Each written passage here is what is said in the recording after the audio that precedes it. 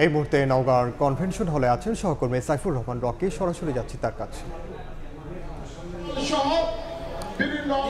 15 বছর পর নওগাঁ জেলা বিএনপির দ্বিবার্ষিক সম্মেলন অনুষ্ঠিত হচ্ছে। স্বাভাবিকভাবে যেহেতু এতদিন পরে এই সম্মেলন অনুষ্ঠিত হচ্ছে, উৎসবমুখর পরিবেশে এই সম্মেলনটি আসলে অনুষ্ঠিত হচ্ছে। একে খণ্ড খণ্ড মিছিল নিয়ে সমাবেশের স্থলে আসতে থাকেন বিএনপির নেতাকর্মীরা।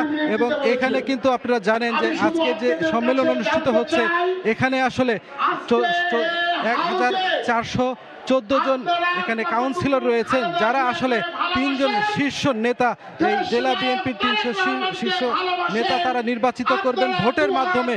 আর কিছুক্ষণ পরই এই অনুষ্ঠানে ভার্চুয়ালি যুক্ত হবেন বিএনপির ভারপ্রাপ্ত চেয়ারম্যান তারেক রহমান। তার দিক নির্দেশনামূলক বক্তব্য শোনার জন্য অধীর আগ্রহে অপেক্ষা করছেন নেতাকর্মীরা। এরই মাঝে আপনারা দেখছেন যে দলের যারা শীর্ষ নেতা, কেন্দ্রীয় নেতা, মহানগর জেলার নেতৃবৃন্দ কিন্তু এরই মধ্যে সম্মেলনস্থলে এসে সম্মেলনস্থলে কিন্তু এখানে বক্তব্য রাখছেন।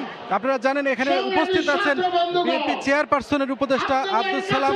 এছাড়াও এখানে উপস্থিত আছে রাজশাহী বিভাগের সাংগঠনিক সম্পাদক এখানে শাহিন শওকত সহ আরও শীর্ষ নেতারা এখানে উপস্থিত আছেন।